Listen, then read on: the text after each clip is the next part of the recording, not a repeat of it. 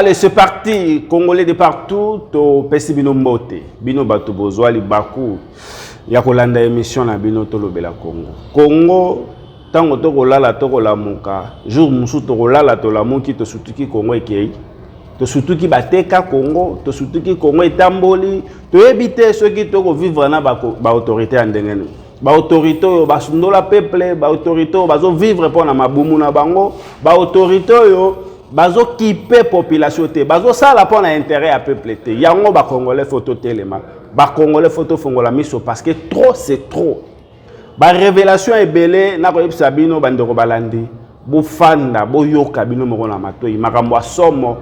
Quelle histoire, déplacer les populations palestiniennes, déporter les populations palestiniennes. Difficile de donner des ordres de grandeur. On parle de quoi? De milliers, de dizaines de milliers, de centaines de milliers dans d'autres pays pour pouvoir recoloniser Gaza. Et voilà que des conversations rapportées au sein du cabinet indiquent que Benyamin Netanyahou lui-même travaille à cette hypothèse et que, effectivement, le Congo a été contacté, qu'il y a des discussions pour voir dans quelles conditions il pourrait accepter une partie de ces populations. Voyons. Les discussions seraient même entamées avec le Congo, en plein centre de l'Afrique, regardez, à plus de 4000 km de l'enclave. Le Congo sera prêt à accueillir des réfugiés, affirme au journaliste un haut responsable israélien. Et nous sommes en négociation avec d'autres pays. Alors de quel Congo parle-t-on? Vraisemblablement de la République démocratique du Congo, capitale Kinshasa. Depuis plusieurs mois, les relations diplomatiques avec Israël se sont intensifiées. Le président congolais a même symboliquement déplacé son ambassade en Israël de Tel Aviv à Jérusalem, comme l'avait fait avant lui Donald Trump. Et selon toute vraisemblance, cet accord avec Kinshasa contient une rétribution financière d'Israël. Moko etikali muke limwa. Moko etikali muke infiltration ezoya na mboko yo. Banyamulenge na onto supporter bango te. Oh baza ba congolais, oh baza ba congolais te. Oh ba rwandais bazo agresser biso. Tango biso moko tozo luka makambo. Est-ce que tozo yeba retour nini ekoya na mboka? Tozo yeba danger nini ekomemela biso na mboko? Lelo comme d'habitude toza na mona mboka Joseph Bayoko Lokondo, libre penseur, analyste politique. Boyoka ba révélation nini ya elibiso. Mona mboka Joseph, bonjour et bienvenue. Merci Mopanzi Sango, merci na balanding Banso ya Équateur News TV na Franco TV oyo bakozwa libaku ya kolanda biso to kolemba pe kolobela mboka te. Très bien. Oyo ya biso pouvoir tozali na yango ezali maloba pe to kolobela mboka na yelelo liso na plateau na yo. Merci pour na opportunité oyo opesaka biso chaque jour soki likambo ya kolobela mboka ezali to yaka pe oyambaka biso na plateau na yo gratuitement ezali contribution na yo pe pour na mboka. Merci beaucoup. Et pesi ngai motema pasi. Nazali na motema pasi ya kwa prendre makambo engele kana mboka na biso. Alors na ye na lombangu pour na to sola yango pe ba congolais ba yoka. Merci beaucoup mwana mboka Joseph. Na ko yisa bino soko za kana cardiaque tika émission kende. Parce que makambo erobima wa eza passe. Bon s'abonner na no bo partager bo tiker sur commentaire et ko sala bien. Mwana mboka Joseph. Congo elingi kende wapi? Ndeko Séraphin. Même soki bandeko mosusu basaka ba humour, pe ba humour mosusu wana izaka lokola réalité. Très bien. Na yoka un humoriste ya lobi RDC zali mboka oyo epumbwaka na butu, pe zongi na 5 heures. Parce que makambo oyo toza koyoka pe toza komona ezali inacceptable. La RDC ezali un pays en guerre. Je dis bien un pays en guerre. Très bien. Awa dimanche naza ko sala apologie ya nanga na ba supplétif rwandais à M23 to baza ko agresser mboka na biso. Mais toyokaki que bazali ko avancer. Ba bundaki bango na ba wazalendo bazali ko avancer. Et puis moi je me pose la question. Biso tozali na une armée organisée. Il y a plusieurs dizaines de milliers de personnes. Tous allez dans un pays. Comment rébellion et coquille koyaka chaque jour et attaquer l'armée loyaliste peut et gagner à terrain. Plusieurs localités aux allez dans ma boko ya ba rebelle, ils ont érigé leur pays. Très bien. Kati ya mboka na biso RDC. Est-ce que zali matérialisation ya balkanisation te otobanda ekoloba? Pour la communauté internationale ya zali mou. Pour na ba union sowana c'est ça que tout le belaki même likambo président de la République a boycottaki nini soirée à francophonie même si andimaki ko telema na photo yena Kagame c'est ce que j'avais décrié Est-ce que la France est complice? Est-ce que les États-Unis sont complices? Est-ce que la communauté internationale est complice? Est-ce que c'est ça la matérialisation, il y a balkanisation, il y a beaucoup de gens qui sont Rwandais? Ngonga toza agressé, ngonga toza na problème ya banyamulenge. Oyo baya. Et si les noté? Et si noté, j'ai entendu dans une interview le président dire que ce sont des Congolais. Je ne sais pas, je ne vais pas commenter sur ça. Mais toyebi côté bautaka. Très bien. Toyebi na bitumba ezaka na Rwanda. Neni ba Rwanda bayaka ba musu ba sina ba koma ba Congolais. Awa, bazwa peteni baza ko revendiquer yango comme eteni na bango s'ils veulent devenir des Congolais. Ils se déclarent congolais. Bon, même s'ils se déclarent Congolais, pas voilà comme ba Congolais. Comment chercher une partie comme Yabango Banyamuleng? Pendant que nous avons ces problèmes-là, et s'il a noté, mais nous apprenons que Bakondinabiso, ils auraient accepté les Palestiniens, na RDC. Un danger pour la République. Tant on tourne le baquet, moi, l'amboka Joseph, tant on tourne la communauté internationale, Bafandi Kimia, Bako Lobela Bisote, Tokolela partout, toujours ça la dénonciation, tandis que Biso Moronde Tokoluka problème na kati amboka. Voilà, toza koluka problème. Nous pouvons comprendre que le problème ya baba Nyamulenge, ils ont des problèmes moko ya guerre, bakati ici, okoy ko boyate ba réfugiés ba ko taper na bino soki bazo ki maliwe pa na bango et ko zala considéré comme non assistance à personne en danger. Très bien. Ba ye ba koti et pas ba mibulu zala ki ba s'installer et ainsi de suite depuis des dizaines d'années, on peut comprendre. Kasi lelo na bitumba eza koleka na Proche-Orient. Na bitumba eza koleka entre Israël na Palestine. Na enclave ya Gaza, na ba révélation na kosenga na mo panisango. Otia révélation na ba journaliste français. Pour na bango bazala ka bon, ce sont des médias oyo ba préparer ka conscience ya bato. Bango bazana jewana ya mabe, to préparer conscience ya bato to bimisa kango lokwa ba information mike bato ba mesana. Pour na ngonga ba palestinien wana ba kokende, ezala ka normal basi ba yebaka yango. Okotia Israël ba révélation wana et que notre président, notre régime, notre gouvernement aurait accepté parce que le premier ministre israélien Netanyahu pour Netanyahu alingi ba coloniser les sous enclave wana ya Gaza, une partie ya Palestine wana pour na ba coloniser yango il faut ba diminuer nombre ya bato. Bazwa une partie ya bato ba tinda bango na ba pays misusu ba kende ko s'installer kuna. Parmi ba pays wana pays ya liboso ba moni biso bilela na bango.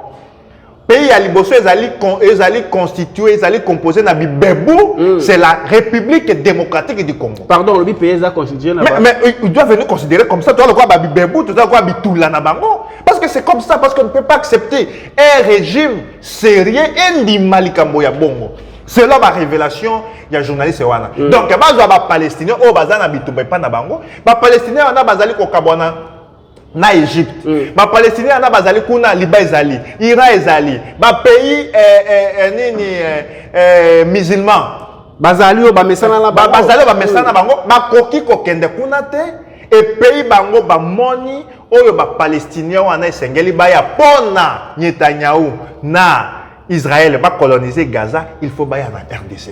Talaka danger oyo pays na biso ezali ko courir yangoana. D'un côté nous avons les M23 et tout Rwanda qui nous menace, de l'autre côté nous avons Banyamulenge et tout qui revendique une partie base à la considérer comme telle na mboka na biso. De l'autre côté, notre régime accepte que les Palestiniens bato bauti désert bazan enclave wana babika kamabe tout baya terroriste baya kozwa zamba ya RDC baya kozwa mai ya RDC baya kozwa richesse ya RDC mais babotoli biso pays est-ce que place ba ko installer bango mais accessibilité à ko accéder place ba ko teba de konanga de konanga je sais comment ces gens fonctionnent. Toyebi ndenge nini ba pays mosusu babengaka bango ba terroriste pona nini guerre lelo ezali na Gaza parce que Hamas o ezali groupe armé ya Gaza wana et attaquaki Israël. Très bien. Et bomi bato ekangi ba otage bongo bazana ba pays musulman ezali ebele. Iran moto ya soutenaka Gaza azawana. Pourquoi ne pas prendre bato wana ba kende na Iran? Liban ezali à côté. Pourquoi ne pas prendre ces gens qui sont Liban? Bazali pays frontalier, enclave frontalière na Égypte. Pourquoi ne pas prendre ces gens qui sont d'Égypte? Et c'est la RDC Mabélé a pété. RDC pays oyo toyebi te soki tozala na bakonzi mpenza oyo bavandaka batalaka bonene ya mboka oyo batalaka danger nini tozali kokourir derrière makambo wana. Et la RDC aurait accepté yoka en contrepartie na nini na misolo. Ok. Na sonité. Donc, Un pays pays qui n'a pas d'eau comme Israël. Un pays désertique comme Israël. Yende aya kopesa RDC mbongo pona RDC andima kotisa ba étranger na pays na ye. RDC nde moto akoki kozwa mbongo apesa Israël. Très bien. La RDC peut prendre l'argent donné à Israël si nous sommes bien gérés. Ah si bon? nous avons des gens qui ont les soucis de la population. Si nous avons des managers. C'est un pays continent qui a tout. La RDC a tout. La RDC ne peut pas avoir un budget de à peine 15 milliards. 15 milliards en pesa la RDC azali pays oyo asenge budget na ye ezala ya ba 500 milliards, ya ba 800 milliards. RDC ezali pays ezali censé ezala la première puissance économique en Afrique. La RDC n'a pas à voir dans bongo il y a un pays désertique comme Israël. Et c'est ce qu'on a la capacité de vidéo Israël na bitumba bunda. Est-ce qu'on a la quand j'étais télé? Est-ce qu'on a la place Maïzali? Désert, poussière. Toujours capé balobi ba renforcer déjà l'ambassade na bisokuna et tout.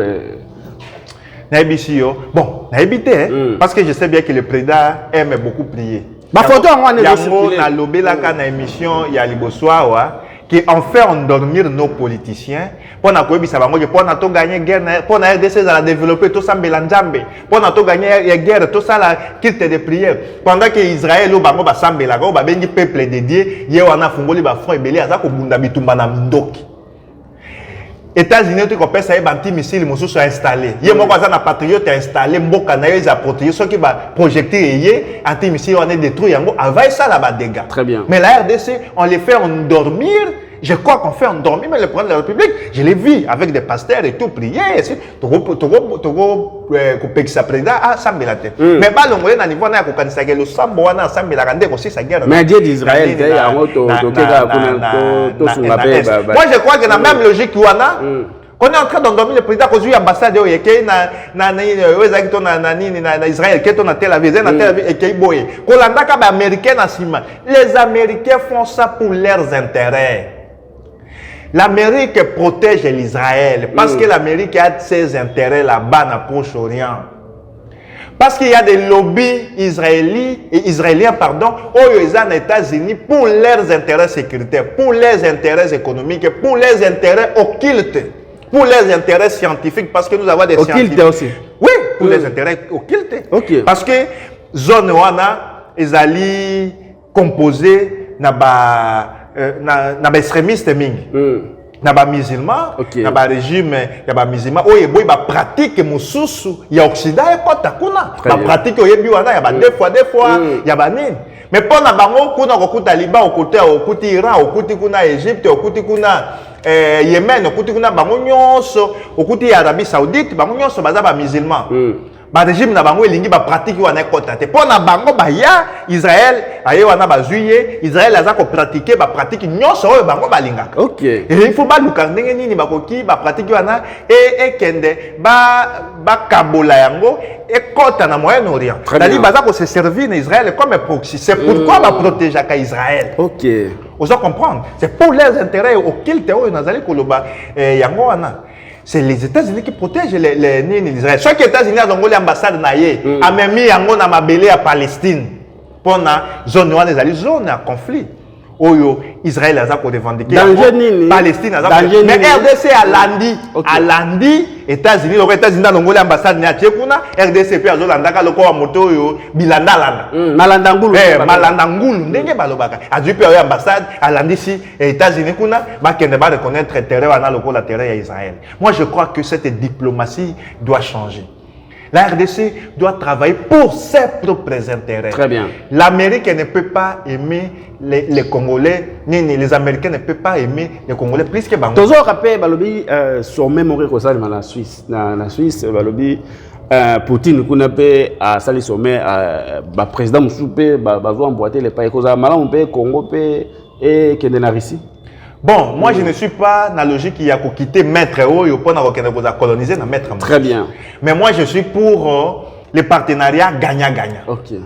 Donc dans ndenge tozawa, ceux qui sont aux États-Unis, ils sont en France, ils sont Occident en général, tous dans la partenariat gagnant-gagnant, c'est bon. Bino boye pour exploiter, tout est kangwa autant. Et ça que biso to exploiter, ba minerai na biso bino de ba sombi bo fixer les biso prix. Mais ya mwana pe ba palestinien ba futi biso mbongo te ba ya ko fanda na mo quelque temps ba ko jonga na mboka na ba ndeko na ngai.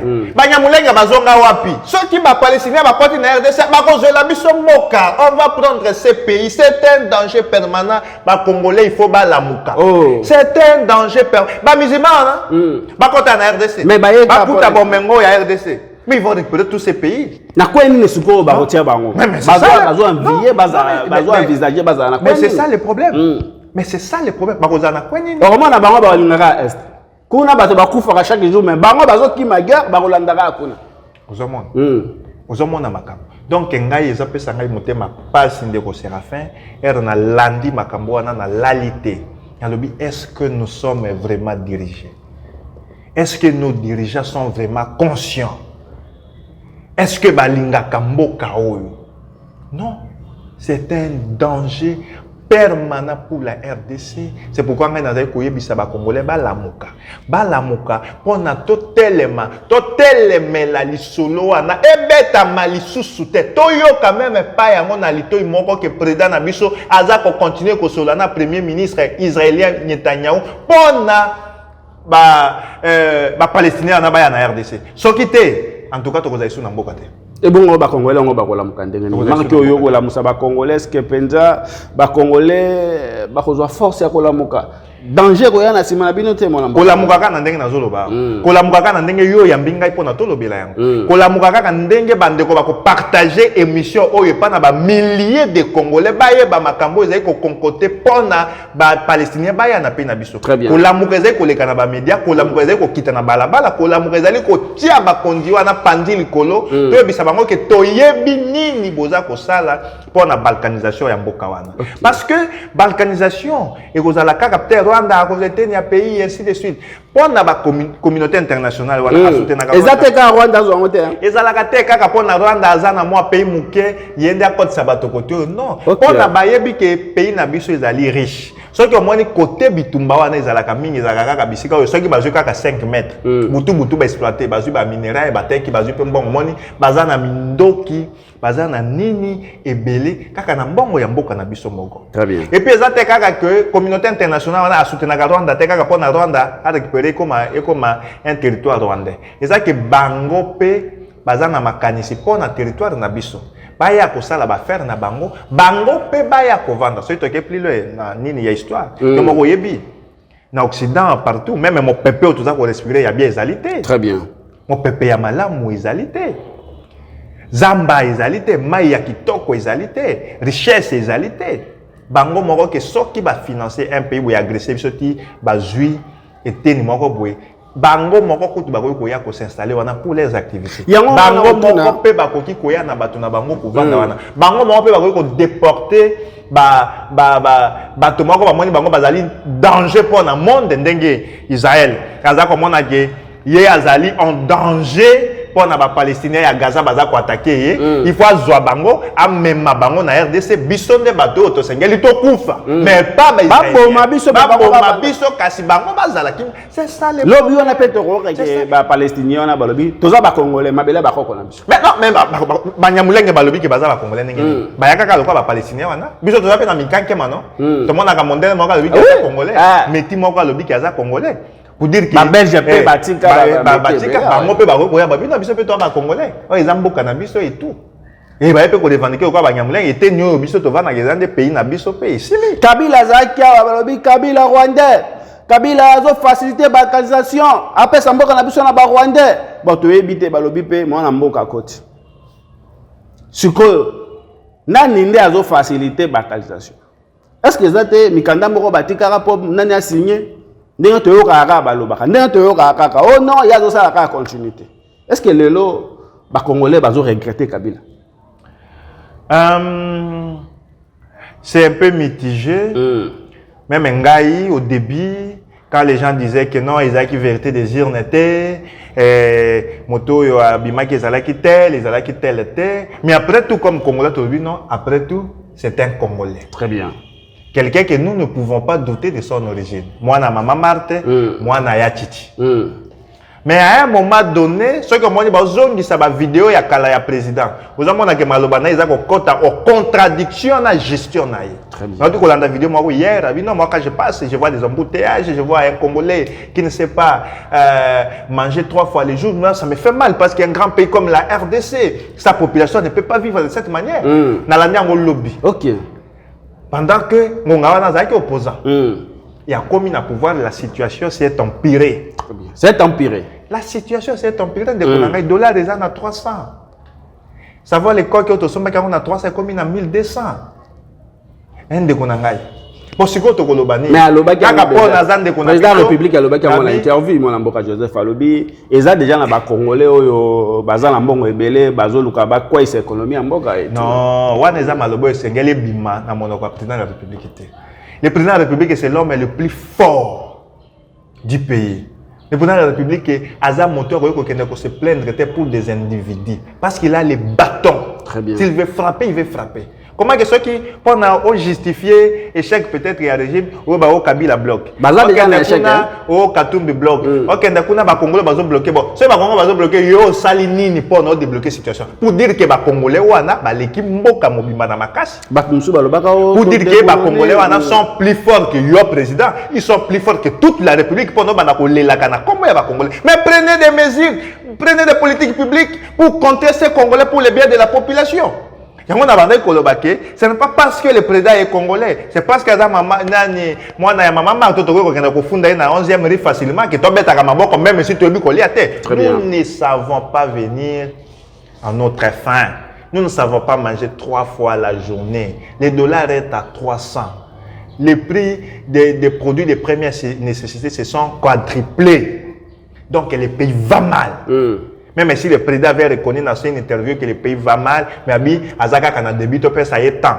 Je pense qu'il y a Bossana Yaka, il y a Abouani Manda. Or, Abaki, tu préservé Baki. Très bien. Donc, je peux dire que, Aoutaki, il y a 5 ans, à côté de 5 ans, on a un débit, il y a Bossana qui a été comme ça 5 ans, à Bossana qui a été comme ça 5 ans, il y a resté à l'Ibossu. Non, ils ont une 6e année dans le président. Ok. Ça, c'est votre dernier mandat. Même si quelqu'un m'a dit, mon toit ça la mingi dans le premier mandat, pour na senga, va passer deuxième mandat. Comme il a échoué dans le premier mandat, il va encore échouer lamentablement dans le deuxième mandat. Je ne dis pas que je suis un prophète de malheur, pour n'en appeler ça, mon toit a raison. Très bien. Mais en regardant comment les choses marchent dans notre pays, c'est comme si notre pays est encore loin de pour la population.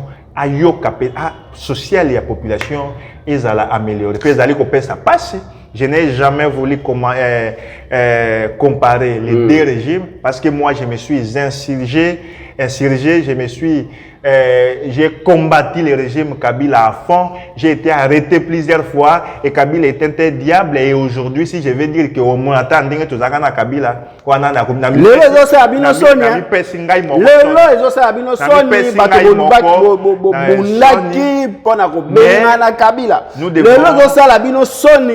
Joseph, bundaki pona ko bengana Kabila, bolitaki, bokotaki ba boloko ba prison, population comme goloba Kabila, oboya Kabila, population azoyemba yo nani oboya Kabila. Je ne peux pas revenir sur ça. Pendant to boyaka Kabila, biso à l'époque nazaki na mouvement citoyen lutte pour le changement. Très bien. To boyaka Kabila na suka na likambo moko. Likambo moko ezalaki intention na ye ya ko changer constitution pour na ko briguer un 3e mandat. À part yango bo réclamant que yango pe to ko boye la pe président c'est que ce qui a mekika ka ko ya intention na ko changer constitution. Mais ça déjà yo moni eloko to boyaki Kabila pe to kendaki na bitumba na suka pona akende. Mais Kabila a fait ses 2 mandats. OK. Constitutionnel à Keiko Pema et c'est un bateau bah il va ça makambo malam to ko ya ko la Kabila parce que Kabila ne reviendra plus à la tête de ces pays. Mais si nous faisons, même si je n'aime pas comparer, si nous faisons une comparaison à dire, je vous dis c'est le macaque qui savoir l'école qui en 2018 to somba qui en a 350 francs congolais kende lelo na zando tout na savoir l'école qui sont déjà combien 1500 combien de fois ça va 5. Voilà, ça veut dire que moi na mboka oyo ya ki pona bongisa mboka, c'est comme si à trouver dans nos clés pour la sociale et la population. Bah, il y a un boulot, boulonné déjà. Et clé en mon Ils ont pas si ndeko. Ils allaient pas si ndeko na biso moi na maman Marthe. En tout cas, na habité. Ceux qui peut-être y a manqué 15 personnes, n'ayez Kabila manqué 15 personnes pour na ko tombola mboka oyo. Mais là vous avez ça la passe ils allaient nini. Chaque jour, ce sont des millions. Les policiers congolais, ils nini $1000. Ils 500 000 $. 20 millions de dollars. 70 millions de dollars. Et donc, ça la passe yangoana. Les pays vont mal. La population vit mal. Les sociétés de la population sont au rabais. Mais comment vous voyez 70 millions? Comment vous voyez 20 millions? Comment vous voyez que comment vous voyez 40 millions? Otali pe lobi mbongo naza na ona banque ezambonga ba congolais. Ozo kasonité. Bana na basi na. Baby papa na biso ayibaka. Papa na biso ayibaka. Famille mobimba bayaka la tongo. Ko sala doléance parce que balobi totinda moyibi moko na gouvernement ayibaka mbongo na biso ba congolais. Ayibaka mbongo ba congolais ya kopesa biso ba ndeko na yi. Et ça, la binosone quand même. Alors, moi, Namboka Joseph, tu as cité déjà. Gestion à Villa Kinshasa, où tu as eu le de l'État, na interview na Yolanda qui a le bel embouteillage et tout. Kinshasa, c'est au Zinda. Et là, vous avez dans les années. Dans ma vidéo, je vais ma photo dans mon gouverneur Boumba, Allah la kakak. Mais je me dis, comment? Mais gouverneur Allah la kakak. Gouverneur Azolala. Il essaie de dormir même dans le sommeil, même à la kakaka. Et je me suis dans le forum et belé de poids Côte d'Ivoire. À quel point na Chine lali, ya kebo ya lali. Azo baluka dans le forum. Na moni sous sa commune oh alingi extension ya ville. Ba tonga ville mo super. Yo ko tonga na ville mo super. Oh ya liboso na no salubrité publique. Cette question n'est même pas résolue.